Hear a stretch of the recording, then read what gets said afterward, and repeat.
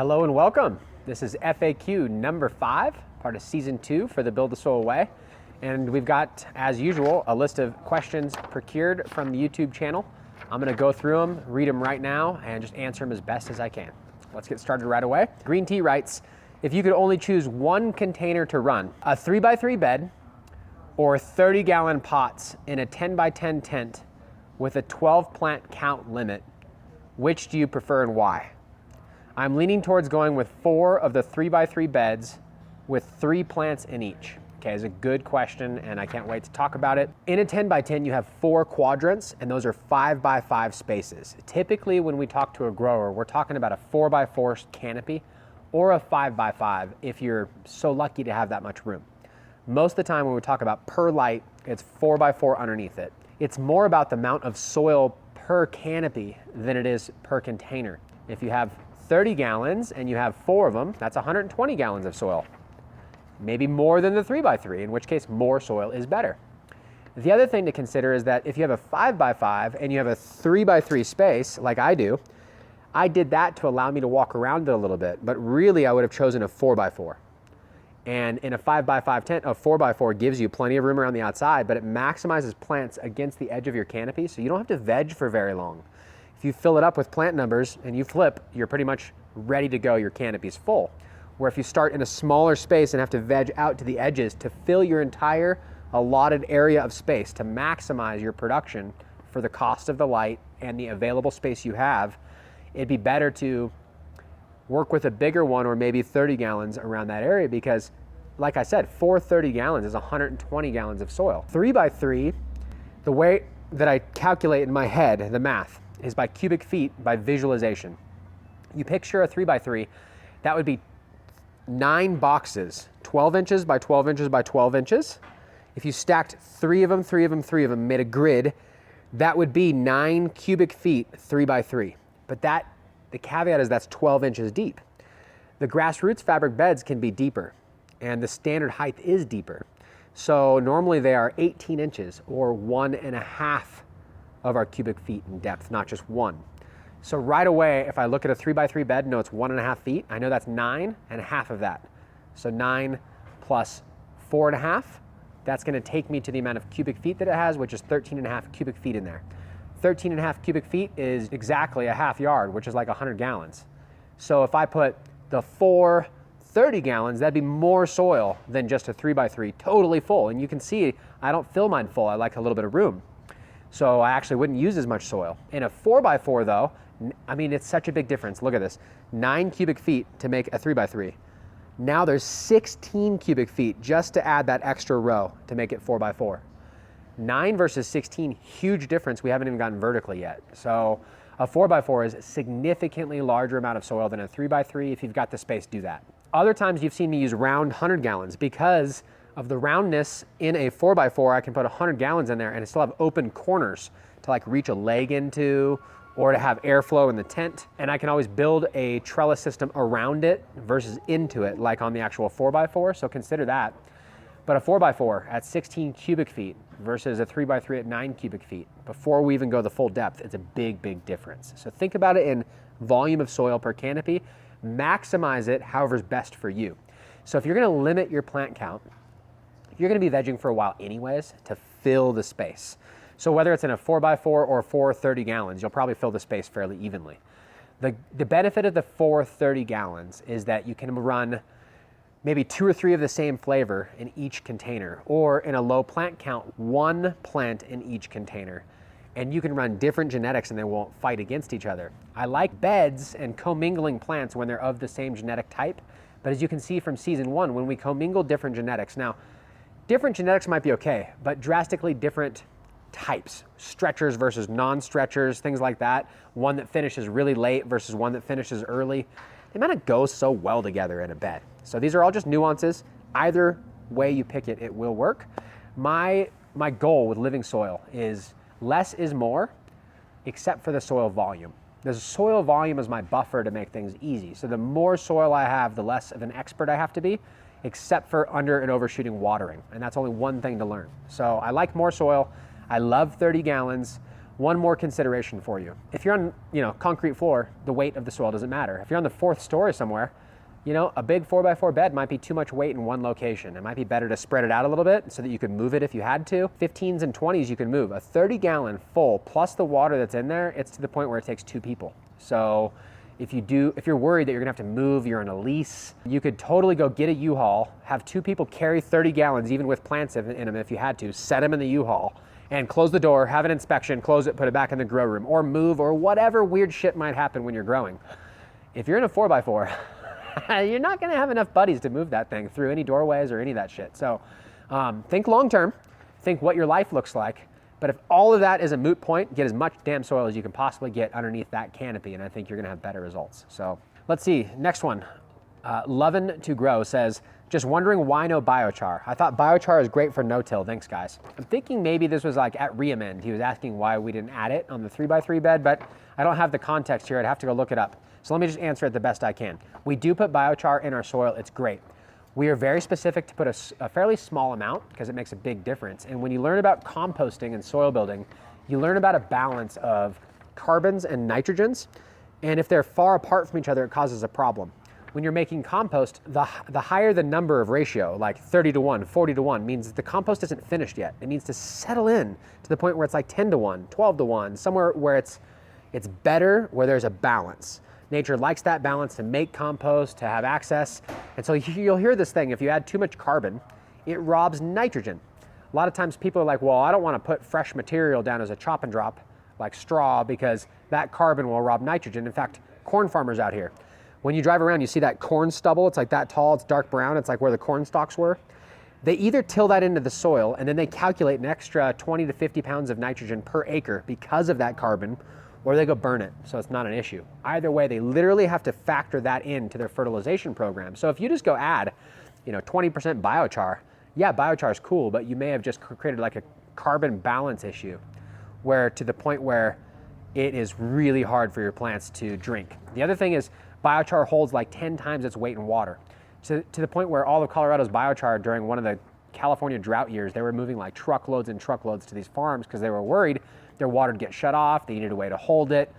So if you're in living soil and you put a ton of biochar, you could increase the water holding and increase the carbon to the point where your plants just aren't growing. Some people do that on purpose and then they very, very seldom water, and they know it can hold a ton of nutrients, and so they're cautious of that. But that's why you don't see me throwing tons of biochar.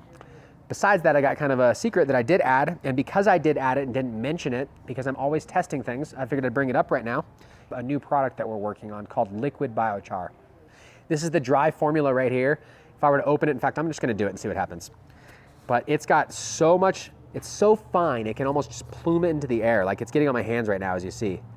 It is so fine. This material goes into solution in water.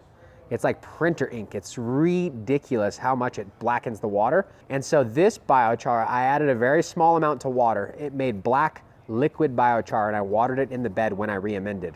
See, when I added a small amount, I wasn't scared about the carbon to nitrogen because I literally added like a gallon full of the gnarly barley and all the amendments at the re-amend. So I did add a little bit of liquid biochar, and it seems to be working really well. I only did it one time. You can see why we're gonna make it a liquid. If this is a powder, you wouldn't breathe near it. It wouldn't be shippable, baggable, so we're gonna make it a liquid. A lot of times adding new products here takes a lot of time because we test them, we work with them. And so that's one I only used one time. I do like biochar, but I'm fearful of the high carbon. Oftentimes, depending on the source, alkaline, full of potassium, it can affect negatively a soil recipe when you test it at the lab. So when I get a soil prescription, I'm usually only adding the things that I want to add against what it needs, and adding lots of biochar could be a problem. Small amounts, totally fine. On top of that, there's already biochar in the soil, and it doesn't really go anywhere. And so I was fine with that. Hope that answers your question. Biochar is great, but be careful with it. Weber, what humidity and temp, if that's important, do you store your buds at for long term? Do you ever burp old jars or rehumidify them? I'll do anything that I need to make it quality. So if I happen to have a jar that was a little bit dry, I will definitely rehydrate it. And I'm probably gonna get in trouble for saying this, but when I first started growing, a lot of times I'd have like a package of tortillas in the fridge, and you're always looking for something to add. So a lot of times you add like an orange peel or something if you got some bud that was too dry. Well, since I always have tortillas, a lot of times I would just rip off a piece of tortilla and throw it in the bucket, and it would perfectly rehydrate because there's not much moisture in that tortilla. And I ended up using that. It's not the best way to go. I'm just telling you what growers have done for years. They've grabbed tortillas, orange pills, like whatever had a little natural moisture to it. I hear people add cannabis leaves to it. I don't like adding the cannabis leaf to it because I feel it adds to the hay aroma. Like I'm not trying to add like greens that are drying in there. And so the bread, the tortilla, for whatever reason, it just adds just enough moisture where it evenly distributes back in the bucket. And I will do that if I have to. A lot of people use like Boveda packs or add some sort of moisture in there. That's something you can do. To get things right, I prefer not to have to do that. And so to answer your question, I have on season 1, I actually go over how to dry and cure. That's basically the same thing you would do for long-term storage. If I could keep it perfect, like where I have a walk-in where all my wheat is, I would have it 60%, 60 degrees, and I'd keep it there forever. Certainly, I think you could probably go colder to preserve things, so microbially, they're not breaking down, but I don't know if it would be necessary. When I was growing up, I know people that kept their outdoor harvest like in the freezer, and then they would process it afterwards or bring it out and then just smoke from that. It just didn't seem as fire to me, but it was probably also that they weren't growing the best, and that's one of those things to consider. Temperature-wise, I try not to keep it warm, if possible. I don't like put it in the fridge or anything, but ideally it would be in my garage, 50 degrees, 60 degrees, somewhere where it's cool and dark, and it would be stored in the jars or in food-grade buckets with Gamma Seal lids, something where it's gonna stay in stasis, almost to the point where if I've got a bulk amount that's preserved, I don't wanna burp it, don't wanna open it. What I'll do for head stash is I'll scoop a jar out, and the jar is what I'll open every day. But if I open the big bucket that's preserved right, it makes the humidity go crazy and it lowers the quality of the whole bucket. So I'd rather have a little head stash jar and then my final storage. If I have a big jar and I can't fill it full, I won't use it. I'll only fill big jars when they're 100% full. I don't want a whole bunch of airspace for long-term storage. It affects things. So that's another consideration. The goal for me is to harvest all the time and to have fresh herb that's anywhere from 2 weeks to like 6 months old. Once I have jars that are like from a year and a half ago, I just give them away, throw them away, process it. I try not to keep it around. I try not to have waste. But my game plan is not like, how do I preserve these 1 pound for 2 years? It's more like, how do I get it where it's pretty damn good? And I'll probably just smoke through it. So hope that helps. Denji says, I have heard that feminized plants are a little less vigorous than regular ones. Does it make a difference in quality if you male seeds? Oh, I think he's saying make seeds. If you make seeds from 2 regulars, or 1 regular and 1 feminized. Correlation doesn't equal causation. If you've had a bad feminized and it seemed less vigorous, I don't think all are that way. Clearly these ones in the 5 gallons here are every bit as vigorous as any other plant that I've grown. Just generally breeding, you can buy regular seeds that suck, not just feminized. So I'm not willing to write off feminized seeds as less vigorous anymore, but what they don't have is the X and the Y chromosome. They don't have both. You're only working with one side. So breeding with only half the potential genetics. So like when you have parents and all of a sudden a redhead kid pops out, that's from their recessive genetics that may not be showing, where when you have feminized, you only have half the genetic compounds, you don't quite open it up as much. So there's something to consider as far as breeding with intent to really pull something out. But as far as flavors go and just growing head stash, like I don't see a difference. You can grow 2 regulars, 1 regular, 1 regular, 1 fem, like none of that matters, as long as what you're choosing is what you want to breed. And so if you take an unvigorous feminized seed that has no odor and you decide to breed with it, that'd be a horrible idea. But if you find a feminized seed that is something you like, making seeds with it is preserving that and opening it up. And so I don't really see a problem with that. I know the newer feminized seed breeders, instead of reversing the plant and letting it self-pollinate, they reverse the plant, collect the pollen, and they put that pollen on a very healthy, non-reversed plant. So there's levels to making feminized seeds. What you choose to work with to breed should be something you like. Who cares how it was made, as long as it's fire and you can breed with that. I mean, Gorilla Glue and some of these others were like the lamest stories for how they were created. They weren't like with intent by a breeder using science. They were just happenstance and luck, and they still turned out phenomenal. And so Pam says, is there a test for seeds to know the strain? No. If someone tells you otherwise, I mean, if you do a DNA test, you can tell maybe who the parents are. And with plants, the way we're documenting everything, it's possible, but I'll tell you, a lot of the companies that were like doing DNA sequencing, they turned out to be very shady companies that were trying to do it for the wrong political reasons and like lock down these genetics to sell them back to us. And I just don't think there's a test to tell you what it is. And besides that, the names don't mean shit, meaning a breeder makes this, a breeder makes that. Both of them might have the same parents in its lineage. So you find a DNA test proves that both parents are in it. You still don't know which was which. And it's to the point where if you don't have that one cut that one guy has, that one genotype that's very specific as the keeper, well, DNA test might tell you that it's from similar parents, but it won't tell you what it is. So I hope that makes sense. Mr. Chicago says, hey, I use Build-A-Bloom and a couple other BuildASoil products in coco. What do you think about it? Switch to living soil, follow the BuildASoil way, go all the way. Beyond that, if you like coco, some of our products will just stick around a little longer, like Build-A-Bloom's calcium-based, and the phosphorus can kind of build up. So make sure you're maybe doing a flush and you're refeeding, following the good principles of coco when you're growing that way. Otherwise, I feel like if you are using ours not as a complete product, but like as a supplement, organics are a great supplement to hydroponics. A lot of the better hydroponics grows that produce a lot of yield, when they're looking to metric and document how to add quality, they start adding organics in to their high yield system. They're seeing terpene percentages and people are asking questions. And when they add root-wise and they add teas and they add foliar sprays of some organics, they're able to still rock their hydro system without upsetting the entire system of the clean water and how they function and dose. But adding some organics in creative manners helps increase the quality. For what it's worth, if it's working, great. If not and you have questions, we're not the best suited to answer them. And so to give you the best experience, I would say go all the way in, go the BuildASoil way, try full living soil. And I will ask you, maybe you'll comment to this, why would you not? Why would you stay using some BuildASoil products and some others in coco? Typically the answer I find is, well, because I've got them and I've been doing this and I'm trying to get that direction. And if that's the case, that's totally fine. I've done where I've mixed coco and 20% worm castings and done nutrients, where I've done coco and living soil, where I've done full living soil.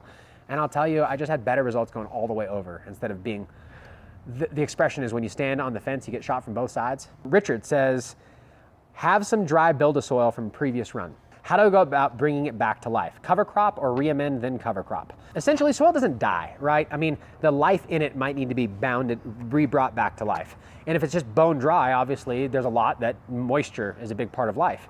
So we need to re-wet it, number one. Cover crop is how I believe you add life to soil, because now you have it breathing, living, moving, sending sugars that it's producing from the light and eating the soil and making compounds. And then you can chop and drop it. All the biology comes out. But if you didn't have that much time and you just want to start it right now, I would say go use a wetting agent like the Q or Thermex and evenly moisten it and let it come up to temperature in the grow room so it's not cold or hot. Once you're like, okay, this is nice and evenly moist, if it's just you're going to be mixing it to use it, make sure it's thoroughly mixed and evenly moist. And then put it in your final container and then inoculate it with root-wise. Otherwise, if it's in a container and the container's dry, your worms have probably died. And so what I would do is water the container evenly, give it a day to come back to stasis. Then I would put some worms in and I would plant my plant into it. I would inoculate it with root-wise. Ideally though, if I really had time to turn a dry soil around, I would do like you said, I would cover crop it. Once I cover crop, once the moisture's up, once the seeds are popping, the soil's coming to life, as soon as it gets like this big, I would just chop and drop it. That young cover crop chopped and dropped is gonna feed the soil really fast. At that point, like I did with the 3x3, you can add your re-amend. The re-amend gets added with all that organic diversity that you're chopping and dropping and the whole soil comes back to life. But think about it outside. It goes through winter every year and it comes back to life every year. I mean, it's fine for there to be seasons in your soil. Just know that you probably lost a few worms and that the life is going to have to spring back once the moisture gets in there. So adding a compost tea or adding a root-wise and certainly getting some roots in there, that's the fastest way to bring it back to life. Best case, you'd give it like a week or two so you could do the cover crop and everything. Worst case, you give it a day or two so that it at least get wet and get warm and be planted back into. Worst case, bone dry soil, moistened with a wetting agent, plant into immediately and it will come alive. It's just that there's a good, better, best, right? Life Unfiltered says, Jeremy, how does spraying affect your humidity in the tent? All I can think about is that fish smelling water in the inside walls of the tent. It's a good question. Typically why I have foliar aminos, not fish. I do have the pure protein dry aminos and that's what he's talking about because I did use it. I am using the Q, which is like a soap, and I am trying to hit the plants as best as I can. Some of it will get on the temp wall, it will drip, and that's why I clean really well between rounds. During the active round, I just don't care. I do see someone said on here, use the EM1 by Terraganics. The microbes eat the bacteria that feeds on the bacteria that eat and produce the foul odor. It's known for a long time that effective microorganisms like EM1 have been used on chicken coops and all sorts of stuff to reduce the odor. You certainly could do that. A lot of times what I'll do is I'll use EM5 and just spray the walls down and then know that it's kind of drippy, I'll just do it later. But I gotta tell you, when you use like a tablespoon of pure protein dried to a gallon of water and spray and most of it hits the plant, it's not like there's goop all over the walls or anything crazy. Where I'm more concerned is people doing multiple cycles. Foliar spraying a lot and not cleaning, it can get bad. So you're thinking of the right things. Humidity in the tent does go up, and the fan does kick on because it's reading that humidity going up. And it just is what it is. It's fine that the humidity goes up a little bit, and I'm not usually foliar spraying in flower, so I'm not really worried about high humidity. Besides that, yes, try and be clean. Yes, it does get on stuff, and that's why we will be picky and choosy about what we spray. And another reason why I do like Organics Alive and some of these other products that are really odor-free and super easy to foliar spray. The other one, if you don't like the fish odor, is our BuildASoil Aminos by Grower's Secret. It's a soy-based amino. Soy also can have some GMO in it, no matter where you buy it from, even though we buy non-GMO soy. There's a number of different brands out there. I think the Explorer 1600 is probably the most guaranteed non-GMO. So consider that. Next question, Budster McGreen says, first time I've seen anyone take clones after flipping to flower. I'm guessing since it's the first day, it's not an issue. Actually, it's a process. It's called monster cropping. You've heard of super cropping where you pinch the plant and it makes it more bushy by bending it and then the growth comes up. Monster cropping has been where you take a clone from flower in the first couple weeks usually, and the hormones have changed. When you go to bring that and root it, it re-veges. When it re-veges, it gets a boost of hormones and it grows like 100 branches out of it and it turns into a bush all on its own.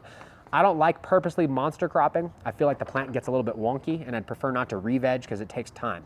So as long as you take the clone in the first few days of flower, it's fine. It won't re-veg usually. It just kind of does its thing. If you started to take them deeper into flower, you need extra time. Once they root, they're gonna get a little funny while they go through their re-veg. And if you can actually take them with full nugs on them and take a budded up nug with a couple leaves on it and root it and get it to re-veg for you and save the plant. So taking clones deeper into flower is only because you screwed up and you're really trying to save it, but it works. Once you know that it works, then doing it on the first day is like no big deal. Reason I took them on the first day is I wanted to give them away. I didn't want to throw them in the trash. Otherwise, I would already taken my clones a little bit earlier, to be honest. Hope that answers your question. And then coming soon, I just wanted to put a note here on the end so I remember to talk about it. But tomorrow I'm going to be visiting the mushroom farm, doing a little bit of meeting about some compost, future projects for BuildASoil. But beyond that, you guys have expressed interest in seeing the mushroom farm and doing a tour. Since we're going to be there, we're going to do that. I'll be there, we're going to walk around, show you what it looks like. That's where we get our blue oyster straw logs.